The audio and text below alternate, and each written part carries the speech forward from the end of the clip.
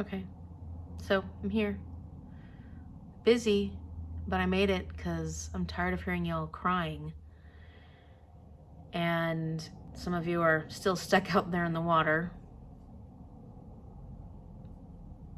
I don't really feel bad about that, but I guess this is still a part-time job. So I did have to get another job, and that's why I've been busy. I've been really, really busy. I don't necessarily have time to hear all the crying, but I'm here. So let's get you through to the next part of your journey. Good luck. So if you're one of the dummies that's out there floating aimlessly because you suck, then you just got attacked by a shark. And I mean, what did you expect? That's exactly what I would have expected from floating aimlessly in the ocean. You're gonna have to scream for help. You're gonna have to scream for help and read something that's gonna make you audibly react, whether that be giggles or crying or laughing or screaming or I mean, there's other kinds of sounds you can make from books, so. And if you're lucky, you're gonna get rescued. Hopefully you'll get rescued. Somebody might be out there to save you. It's not gonna be me. And you also need to read something that's community oriented, like a buddy read or a read along book or a book that you were gifted by somebody else, something that was purchased from a local bookstore to where you live. It has to feature some aspect or element of community to it. And if you're lucky, you will be saved and the rescue operation will become a success. And then you will also need to do one of April's prompts as well, because this is Sufferathon, and some of you really get to suffer this month, which always makes me very happy because you bug me. You really do bug me, especially you, Sam. And then last month, if you were smart, you chose Rescue Operation because you didn't want to just hang out in the water. You were smarter than that. And you're only going to have to choose one of the 4 prompts that I'll be telling you about in a second. So good on you. Not very smart for those who sucked and floated aimlessly because they have to do 3 prompts in total. So for everyone, here are the 4 prompts you get to choose after having been rescued. First, you can make a friend. You and somebody on that little dinghy become BFFs because you've gone through similar frightening situations. You've been out in the ocean attacked by a shark.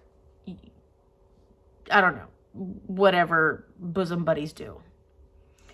I try not to make any of those. Have a friend pick your read. Somebody that you trust that maybe won't give you a 1,500-page book is probably wise. Know your friends. So in some way your friends are involved in your bookish choices. Secondly, you could have some delusional fantasies about this amazing rescue operation and think, oh, I should become a secret agent, and somehow think that you're qualified all of a sudden to become a secret agent. I don't understand how that's going to happen, but hey, I'm not you. You pick you. And for that, you'll read something that involves information or hidden motives. Think a mystery or something with mixed media or has puzzles in it or something along those lines.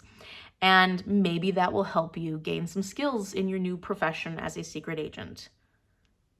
Next, you can choose an isolationist approach and hide in your cabin because scary stuff is out there. It's gonna get you, especially if you were attacked by a shark. That's pretty frightening. I think that I would stay away from water for a while. I mean, it's understandable. So you would read something isolated or a self-indulgent read. So you're basically just focusing on you.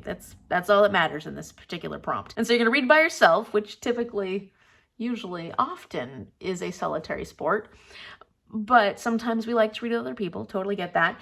You're gonna read in an isolated setting, read a book with a single POV. You can read a guilty pleasure. There's a lot of different ways that you can interpret this particular prompt, but it's gotta have this like isolated aspect to it. Finally, and probably the healthiest choice, is to seek out a therapist. I recommend this. It has been very helpful in my life. Apparently there are still some toxic elements that I partake in, including indulging all of you in the Sufferathon Hotel. Nobody's perfect. I'm still working on myself. Read something that will help you improve your sense of self. So self-help book, a different life perspective from your own, a similar life perspective, so you get a little bit of like, oh, this is what I'm all about. Something that is OwnVoices, a skill that you want to improve in your life. Read a book that will somehow help you improve your sense of self. And that's it. Those are your options. So don't forget, those of you who are out there floating aimlessly, it's all about to change. And you're gonna have to read 3 books this month.